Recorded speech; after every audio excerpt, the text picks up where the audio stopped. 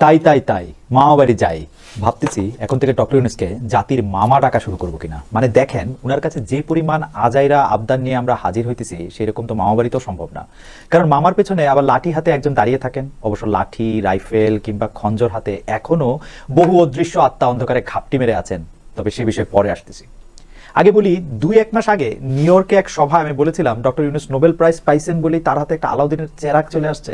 তা তো না, এমন তো না যে এই চেরাগ ঘষা দিলেই জিন বের হয়ে বলবে হুকুম করুন জাহাপনা, আর উনি তারে বলবেন ওহে জিনের বাদশাহ, বাংলাদেশের আপামর জনতা সব দাবি দাওয়া মিটাই দিয়ে লাইটটা একটু অফ করে দিয়ে যাও তো ঘুমায় থাকি। তো এই কথা বলাতে দেশ ও জাতি আমার প্রেক্ষিপ্ত হলেন। উনাদের মনে হলো আমি ডক্টর ইউনূসকে যথেষ্ট সম্মান দেখাচ্ছি না। আরে ভাই ওগো আপা, আমি শুধু বলতে চাইছিলাম নোবেল প্রাইজ বা কোনো ধরনের প্রাইজকেই আমি একজন মানুষকে মাপার বাটখারা বলে মনে করি না। তাকে এর মধ্যে লিমিট না করে তার কাজগুলি আমাদের দেখা দরকার। সাধে কি আর কথাই বলে বোবার শত্রু নাই। এই দেশে এক হাত কথা কইলে তার ব্যাখ্যা দিতে হয় 12 হাত। সে ব্যাখ্যার আরো ব্যাখ্যা দিতে দিতে কথাটাই হারায় যায়। এই জন্যই ভানু বন্দ্যোপাধ্যায় বলছিলেন তাইলে হালার যুদ্ধেই যাবো না। আমার তো আর তাইলে হালায় কথাই কমুনা করার উপায় নাই, দিন শেষে কথা বেচেই খাই যেহেতু। তো যা বলতেছিলাম, ডক্টর ইউনূসের সরকার দায়িত্ব নেওয়ার পর মনে হয় দাবি দেওয়ার বাম্পার ফলন হইতেছে। একটা গল্প মনে পড়লো, আমাদের সময়ের গল্প, মানে অনেক অনেক দিন আগেরই কথা। এক ভদ্রলোক একটা পানের দোকানে গিয়া, তখনকার পানের দোকানগুলি কিন্তু ইন্টারেস্টিং ছিল। পান একটা লাল শালু কাপড়ে সুন্দর করে খিলি বানায় সাজানো থাকতো। তো যেই সময়ের কথা বলতেছিলাম সেই সময় পানের দাম ছিল, মানে একটা খিলি পানের দাম ছিল আধুলি বা আটানা। তো রাস্তার এক ধারের এক পানের দোকানে একজন একটা আটানা দিয়ে বললেন যে একটা স্পেশাল পান বানায় দেন তো। তো দোকানদার পান বানানো শুরু করলো। তো উনি জিজ্ঞেস করলো দিছেন তো সব না, চুন সুপুরি খয়ার? হ্যাঁ দিছি। জি স্যার। একটু মৌরি দাও? ঠিক আছে। একটু এলাচ দাও? দিছি। চমন বাহার দাও? দিছি। জর্দা 2 রকম দাও, একটা পাতি জর্দা আর একটা বাবা জর্দা। দোকানদার কিছুক্ষণ তার দিকে তাকায় থেকে বললো স্যার আধুলিটাও কি পানের লগে দিয়ে দিব? হাওয়ার দুনিয়ার হেন জিনিস নাই ডক্টর ইউনূসের কাছে আমরা চাইতেছি না। চাকরি দেন, টাকা দেন, বিদ্যুৎ দেন, পরিষ্কার পানি দেন, 16 বছর ধরে যা যা পাই নাই, যা যা কেড়ে নিছে হাসিনা সেগুলি এখনই ফেরত দেন। আর দাবি মানি রাস্তা অবরোধ, ধাওয়া পাল্টা ধাওয়া, যানজট। উনারও কি তখন ইচ্ছা করে আধুলিটাও দিয়ে দিতে? ফেসবুকে মারিনা ইয়াসমিন লিখেছেন যাদের যত দাবি দাওয়া সবকিছু জানানোর জন্য, প্রতিবাদের জন্য, মিছিল সমাবেশের জন্য 2-1টা বা বেশ কয়েকটা জায়গা সুনির্দিষ্ট করে দেওয়া যায় না? তাহলে এই শহরের মানুষগুলোর জীবনযাত্রা একটু সহজ হয়, হাজার হাজার কর্মঘণ্টা নষ্ট হওয়া থেকে বেঁচে যায়। প্রফেসর আফসান চৌধুরী, আমাদের আফসান ভাই, তার বন্ধু শাহজাহান মোল্লার বরাদ দিয়ে বলেছেন আমাদের কোনো দাবি নাই, সেইটা জানাইতে কোন স্থানে অবরোধ দিলে ভালো হবে। আমাদের রন্ধ্রে রন্ধ্রে নাটকীয়তা ঢুকে গেছে। খাজনার চেয়ে বাজনা আমাদের সবসময় বেশি। যে কোনো বিষয়ে হাউকাউ না করলে চলে না। শব্দ দূষণ কত প্রকার ও কি কি ঢাকায় থাকলে বোঝা যায়। এক এক দিক থেকে এক এক রকমের মাইকিং ধেয়ে আসে আমাদের বেচারা কানগুলোর 12টা বাজানোর জন্য। তার সাথে চারদিক থেকে বিভিন্ন রকম হর্নের অর্কেস্ট্রায় আত্মারাম বাপ বাপ করে খাঁচা ছাড়া হওয়ার পথ পায় না। এই যে সমানে অধৈর্য হয়ে হর্ন বাজাতে থাকে, আমাদের কি মনে হয় আসলে? আমরা আসলে কি মনে করি হর্নের চোটে সামনের গাড়িটার পাখা গজাবে, সে মহাশূন্যে উড়াল দিবে? আমি কোনোভাবে বুঝি না আমরা কি মানুষের সামনে দাঁড়ায় থাকা গাড়িটারে তার বাড়ি ভাবি সে ইচ্ছা করে আরাম করে সে গাড়িতে বসে উঠছে। এমনই এক দশা, তার উপরে এক দাবি 100 বার জানানোর জন্য আমরা সড়ক দখল করি। মানে দাবির চোটে কিছু হাত পা না ভাঙলে, আরো কিছু মানুষ না মরলে কিছু হইল। কয়েকদিন আগে তিতুমির কলেজের ছাত্ররা মহাখালীতে সড়ক অবরোধ করলো। কেন? না তারা আর কলেজ থাকতে চায় না, বিশ্ববিদ্যালয় হইতে চায়। কলেজ আর থাকা এটা পোষাইতেছে না, বিশ্ববিদ্যালয় হইতে হবে। যাই হোক, 19 নভেম্বর প্রথম আলোতে রাফসান গালিব ট্রেন যাত্রীকে রক্তাক্ত করে কি বিশ্ববিদ্যালয়ে পাওয়া যায় শিরোনামে একটা লেখায় লিখলেন তিতুমির কলেজের বিক্ষোভকারী শিক্ষার্থীরা মহাখালীতে কয়েকটি সড়ক অবরোধ করেন। তারা শুধু সড়ক অবরোধ করলে না হয় মানা যেত, যেহেতু এটি এদেশের রেওয়াজ, কিন্তু তারা এই এলাকার রেলপথ অবরোধ করলেন। রেলপথ অবরোধের ঘোষণা কি তারা আগেই দিয়েছিলেন? এমন কর্মসূচি ঘোষণা দিয়ে থাকলেও সেটির প্রচারণা কি তারা যথাযথভাবে চালিয়েছিলেন? সেটি না হয়ে থাকলে ওই পথ দিয়ে চলন্ত ট্রেনের তো জানার কথা নয় সেই রেলপথের অবরোধের বিষয়টি। ফলে যা হওয়ার তাই হলো, রেলপথ দিয়ে ট্রেন ছুটে চললো। রেলপথের উপর থাকা অবরোধকারীদের নিরাপত্তার কথা ভেবে ট্রেনের গতিও কমালেন চালক। এরপর অবরোধকারীরা সেই ট্রেন থামাতে যা করলেন তা খুবই ভয়াবহ। রেলপথের 2 পাশে দাঁড়িয়ে ট্রেন বরাবর পাথর চড়া শুরু করলেন কিছু বিক্ষোভকারী। আলাদা বিশ্ববিদ্যালয়ের শিক্ষার্থী হওয়ার দাবিদার এসব আন্দোলনকারী কিভাবে ভাবলেন এভাবে পাথর ছুঁড়ে ট্রেন থামানো যায়? আচমকা ট্রেন থামানোর যে সুযোগ নেই সেটি নিশ্চয়ই তাদের না জানার কথা নয়। আর ট্রেনে পাথর মারলে কি হয় সেটিও নিশ্চয়ই তাদের না জানার কথা নয়। ফলে তাদের ছোড়া পাথরের আঘাতে ট্রেনের বেশ কয়েকটি জানালার কাচ ভাঙলো। শুধু তাই নয়, সেই পাথরের আঘাতে রক্তাক্ত হয়েছেন কয়েকজন যাত্রীও। রক্তাক্ত যাত্রীদের ছবি সংবাদমাধ্যমে প্রকাশ পেয়েছে। নারী ও শিশুর চোখ মুখ রক্তে ভরে গেছে। যাত্রাপথে এমন নিষ্ঠুরতা, নির্মমতার শিকার হতে হলো তাদের। তিতুমির কলেজের আন্দোলনকারী কতিপয় শিক্ষার্থীর দাবি আদায়ের কর্মসূচির নামে যা করলেন তা কোনোভাবে মেনে নেওয়া যায় না। পাথর ছড়ার সময় এতগুলি শিক্ষার্থী একবারও ভাবলেন না যাত্রীদের কথা? এটি কি ব্যাংকে পাথর ছুঁড়ে মেরে আনন্দ পাওয়ার খেলা? এই আন্দোলনের উৎস খুঁজতে গেলে আমাদের আবারও হাসিনা আপার সোনালী যুগে ফিরতে হবে।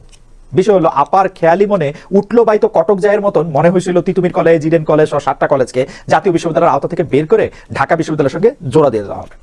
আল্লাহ জানে ঢাকা ইউনিভার্সিটি বা এই কলেজগুলির উপর কি কারণে তিনি নাখোশ ছিলেন।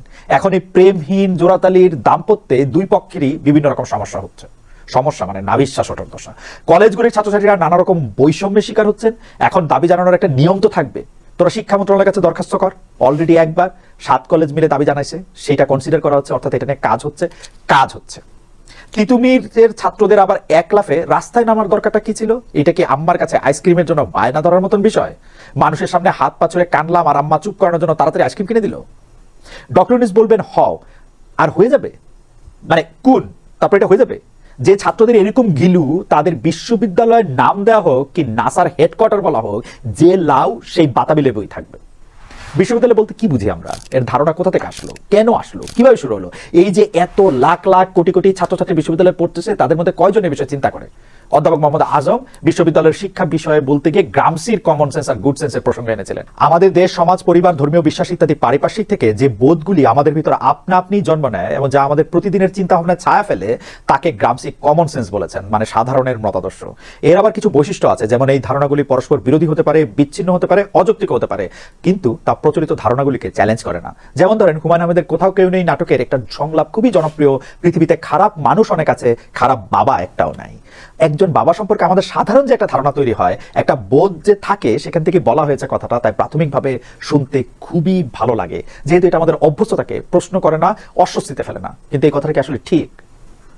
এই প্রশ্ন যখন করব তখন আমরা ঢুকে যাব গ্রামসির গুড সেন্সের আওতায়। গুড সেন্স প্রচলিত ধারণাগুলিকে যুক্তি দিয়ে বিচার করে, সমালোচনা করে। যেমন আমাদের গুড সেন্স বলে পৃথিবীতে বিভিন্ন কম্বিনেশনের বাবার স্যাম্পল আছে। ভালো মানুষ, ভালো বাবা; খারাপ মানুষ এবং ভালো বাবা; ভালো মানুষ এবং খারাপ বাবা; খারাপ মানুষ এবং খারাপ বাবা। বিশ্ববিদ্যালয় হলো এমন এক জায়গা যেখানে এই গুড সেন্স ডালপালা ছড়ানোর সুযোগ পায়। একটা চাকরি পাওয়ার জন্য আসলে বিশ্ববিদ্যালয়ের ডিগ্রি দরকার নাই, বরং নির্দিষ্ট পেশা অনুযায়ী ব্যবহারিক শিক্ষাই যথেষ্ট।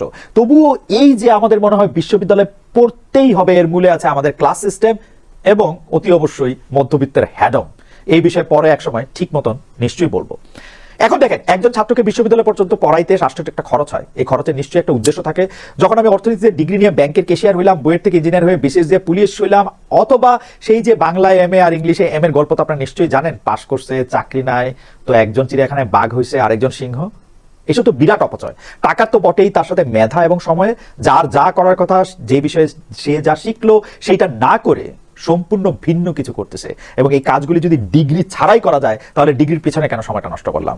শেখ হাসিনার আমলে ব্যাঙের ছাতার মতন বিশ্ববিদ্যালয় গজাইছে, যাতে শিক্ষা খাতে বিদেশ থেকে ঋণ নেওয়া যায়। আর মাশরুমের ফলন কেমনে ভালো হয় জানেন তো? মনে করে দিই, keep them in the dark and feed them bullshit. বিষয় হলো, হাসিনার আমলে ওনারা যতই চেতনা বলতেন, আমরা তো আর না চাইতে থাকতে পারতাম না। ইউনূস স্যারের আমলে কি সংস্কার এরকম একটা শব্দ হতে যাচ্ছে? ফেসবুকে প্রমিত রহান লিখছেন, আমার সকল সংস্কার তবুও তোমারে লক্ষ্য করে। জীবনানন্দ দাশ। সম্প্রতি ব্যাটারি চালিত রিক্সা ও পুরান ঢাকায় পলিথিন কারখানায় অভিযান ঘিরে সরকার মোহাম্মদ জারিফ লিখেছেন, তুমি আইসা আমার রুটি রুজির একমাত্র সংস্থান রিক্সা নিলামে তুলবা, নিলামে বেচবা, মানুষ তোমাকে চুমা দিবে। 5 আগস্টের বিপ্লবে 30 জনের বেশি রিক্সাওয়ালা প্রাণ দিছে। মেশিন রিক্সাওয়ালারাও সেখানে ছিলেন না তা বলা যাচ্ছে না। আর্মি স্যাররা তো অভ্যুত্থানে একটু পরপর না বলা উচিত একটু পরে সাপোর্টে আসছে। এর আগে আবার 1472 রাউন্ড রিয়াল ফায়ার করেছে এবং আমার জানা মতে অভ্যুত্থানে তাদের তেমন কেউ শহীদ হন নাই। আমি মূর্খ, সব হিসাব গণ অভ্যুত্থানে কে কি অবদান রেখেছে ছিল তা দিয়েই করব। এই রিক্সাওয়ালা মামারা 3 দিনের নোটিশে রিক্সা বন্ধ করে দিলে কি করে খাবে? Same goes for the polythene lovers. এসব ফুটানি আর জালিয়াতি মার্কা বন্ধ করার সমাধান অন্য কোথাও দেন। এই যে এখন অনেক নাগরিকের চরম ভোগান্তি হচ্ছে, এর জন্য আমি সুনির্দিষ্ট পুনর্বাসন প্রোগ্রাম ব্যতিরেকে মেশিন রিক্সা বন্ধ করানোকে দায়ী করব। জুলাই অভ্যুত্থানে নিজের রিক্সার উপর দাঁড়িয়ে সেলুট দিতে থাকা রিক্সাওয়ালার ছবি শেয়ার করে দীপক কুমার গোস্বামী লিখেছেন, তোমাদের সেলুটের জবাবে সেলুট দিতে পারিনি। সংস্কার প্রসঙ্গে কবি ব্রাত্যরসুর একটা কবিতার লাইনও মনে পড়ে, সঠিক সময় কাটো আম, সন্ধ্যার মুশকিল তুমি সারাই বা সন্ধ্যায়। সংস্কার করতেছেন ভালো কথা, কিন্তু বিহানের কাজ বিকেলবেলা করলে তো হবে না মামা। ব্যাটারি রিক্সা ব্যান করার আগে ভাবছেন এই মানুষগুলি কই যাবে, কি খাবে? পলিথিন কারখানার শ্রমিকেরা এখন কি করবে? এদের বেশিরভাগই গ্রাম থেকে শহরে আসছেন কাজের খোঁজে এবং কোনো নির্দিষ্ট ট্রেনিং ছাড়া যা করতে পারছেন তাই করতেছেন। আপনারা মধ্যবিত্তকে খুশি রাখতে গিয়ে শ্রমিকদের কথা ভুলে যাচ্ছেন না তো? আশা করতেছি আগামী পর্বে এই সম্পর্কে বিস্তারিত বলতে পারবো। এবার নির্বাচন প্রসঙ্গে আসার আগে আমার এক বন্ধুর কথা বলি। সে সেদিন আমারে ফোন করে বলে, শোন, তুই যে উচিত কথা বলস এবং এটা যে তুই স্ক্রিপ্ট দেখা পড়স, এইটা যে তুই জানোস না, এটা যে আমি জানি, এটা যে তুই বোঝস না, এটা যে আমি বুঝি, এইটা যে তুই জানোস না, এটা কি তুই জানোস? আমি কইলাম, কত অজানা রে, জানার ধাক্কা আর এই অজানারে হজম করতে করতে তারা আমি জিগাইলাম, এইবার তুই আমার বল কেমনি বুঝা ফেললি যে ক্যামেরা দেখে স্ক্রিপ্ট পড়তেছি? হায় হায়, এটা বোঝা যায় কেমনে সম্ভব? আমি তো ভাবছিলাম কোনো কাউয়া বা কোনো কুমির কেউ ভাববো না, কেউ জানবো না যে আমি লুকায় লুকায় স্ক্রিপ্ট দেখতেছি। হা হা। আবার বলি, স্ক্রিপ্ট তো অবশ্যই দেখি। এখন আমি চাইলে ঘন্টার পর ঘন্টা কথা কইতে পারি, আমার কথা। এরকম কথা আমি এর আগেও বলছি। তবে আবার মনে হয় যে এই যে যা মনে আসতেছে কোনো রকম ফ্যাক্ট চেকিং না করে বলে দেওয়া, একটা কথার পরিণাম কি হতে পারে না ভাবা, শুধুমাত্র সারফেস নলেজ দিয়ে চলার কারণেই বহু সমস্যা জন্ম নিচ্ছে। যে কোনো ঘটনার ক্ষেত্রে মূল্যবান প্রশ্নগুলি মাথায় রাখতে হবে আমাদের। কেন কিছু ঘটলো, কিভাবে ঘটলো, কে ঘটালো, এতে আখেরে কার লাভ হবে, কার ক্ষতি হবে, সাদা চোখে যা দেখা যায় বা দেখানো হয় তার আওতার বাইরে, তার আড়ালে কি চলে। এই যে আমাদের এত কথা, এত টক শো, এতজনের রাজনীতিতে সুবিধা করতে না পাইরা ইনফ্লুয়েন্সার হয়ে যাওয়া, আমার তো মনে হয় আমাদের সামগ্রিক কথার ভারে ওজন লেয়ার ফুটা হয়ে যাইতেছে। আমার তো মনে হয় আমরা একটা ইনফরমেশন ডায়রিয়ার মধ্যে দিয়ে যাইতেছি। এত কথার মধ্যে আমি ভিড় বাড়াতে চাই না। দেখা দেখা করতেছি, এটা যতই ক্রিঞ্জ লাগুক, তোতা পাখির মতন লাগুক, এই সিদ্ধান্ত আমি চিন্তা ভাবনা করেই নিছি। আরেকজনের কথা আমি বলতেছি, ব্যাপারটা কিন্তু এরকম না 20 মিনিটের এপিসোডের পিছনে 20 ঘন্টার কাজ যে আসে, সেটা আমি জানাইতেই চাই। একজন মানুষ লিখবে, আরেকজন পড়বে, বিষয়টা সহজ না। অনেকেই বলছেন এরকম কিছু যে হইতে পারে, সেটাও তাদের ধারণাই ছিল না। আমরাও চলতে চলতে রাস্তা আবিষ্কার করতেছি, আপনারা ফিডব্যাক দিতেছেন, সেগুলো শুনতেছি। উচিত কথার প্রতিটা বিষয় নিয়ে লুনারুজি আর আমি আলাপ করি, তর্ক করি। আমাদের বহু চিন্তা ভাবনায় প্রায় বিপরীত ধর্মী। আল্লাহ বাঁচাইছে, উনি 7 সমুদ্র 13 নদী 28টা খাল 25টা বিল ওই পারে থাকেন, নাইলে আমার খবরই ছিল। এবার তো নির্বাচন বিষয়ে ধুন্দুমা লেগে গেল। মানে শুরু থেকে শুরু করি। 18 নম্বর ইউনূস সরকার দায়িত্বে আসার 100 দিন পার হলো, কিন্তু গণ অভ্যুত্থান মানুষের মনে যে সম্ভাবনা ও আশার আলো জ্বালিয়েছিল, এখন দেখা যাচ্ছে বা মনে হচ্ছে যে দেখা যাচ্ছে যে ধীরে ধীরে নিভতে শুরু করেছে। বিশেষ রাজনৈতিক পরিমণ্ডলে অনৈক্য, সন্দেহ, অবিশ্বাস আর বিভ্রান্তি দিন দিন স্পষ্ট হয়ে উঠছে। কারণ গণ অভ্যুত্থানে নেতৃত্ব দেওয়া বৈষম্য বিরোধী ছাত্র আন্দোলন ও তাদের সহযোগী সংগঠনগুলো রাজনৈতিকভাবে কি করতে চায় তা এখনো অস্পষ্ট জনগণ ও রাজনীতিবিদদের কাছে। ডক্টর ইউনূস বলছেন, আমি আপনাদের কথা দিচ্ছি, আপনারা সুযোগ দিলে প্রয়োজনীয় কিছু অত্যাবশ্যকীয় সংস্কার কাজ শেষ করেই আমরা আপনাদের কাঙ্ক্ষিত নির্বাচন আয়োজন করব। ততদিন পর্যন্ত আমি আপনাদের ধৈর্য ধারণ করার অনুরোধ করব, ধৈর্য ধারণ করা। ওকে, এই কথার সমস্যা হলো অত্যাবশ্যকীয় সংস্কার বলতে মানে অত্যাবশ্যকীয় কি জিনিসটা, কি অত্যাবশ্যকীয় মানে অত্যাবশ্যকীয় সংস্কার বলতে তিনি কতদিন বোঝাতে চান তা স্পষ্ট না, এতই অস্পষ্ট যে আমি এটা উচ্চারণ করতে পারি না। আবার কয়েকজন উপদেষ্টার কথাবার্তায় এমনও আভাস পাওয়া যাচ্ছে যে সংস্কার কাজ শেষ না হলে নির্বাচন হবে না। অর্থাৎ সব মিলিয়ে দীর্ঘ একটা সময় তারা চাইছেন, রাজনৈতিক দলগুলো এরকম অনুকুমান করছে এবং নির্বাচনের জন্য অধৈর্য হয়ে উঠছে। এখন এই সরকারের নির্বাচন দেওয়া উচিত কি উচিত না, এই সরকারের ভিতরে পক্ষ প্রতিপক্ষ নানা ধরনের ঘটনা তৈরি হচ্ছে। এর মধ্যে কেউ কেউ বলছেন বৈষম্য বিরোধী ছাত্র আন্দোলনের ছাত্রদেরকে অযোগ্য প্রমাণের চেষ্টা করছে। কেউ কেউ মানে কেউ কেউ কথা বলছে যে বৈষম্য বিরোধী ছাত্র আন্দোলনের সঙ্গে যারা ছিলেন তারা যে কতটা অযোগ্য, তারা অপরিপক্ক, এটা প্রমাণ করার চেষ্টাও কেউ কেউ করছে। অথচ তারা যে অনেক বর্ষিয়ান সিজন রাজনীতিবিদদের চেয়ে সাধারণ মানুষের সাথে অনেক বেশি সম্পৃক্ত, সেরকম কিছু নজির কিন্তু আমরা মাঝে মধ্যেই দেখি। নাহিদ ইসলাম জগন্নাথ বিশ্ববিদ্যালয়ের বিক্ষোভের মুখে যেরকম সংযত আর সংবেদনশীল ছিলেন তা অবশ্যই প্রশংসাযোগ্য। আমি জানি ওরা পারছে এবং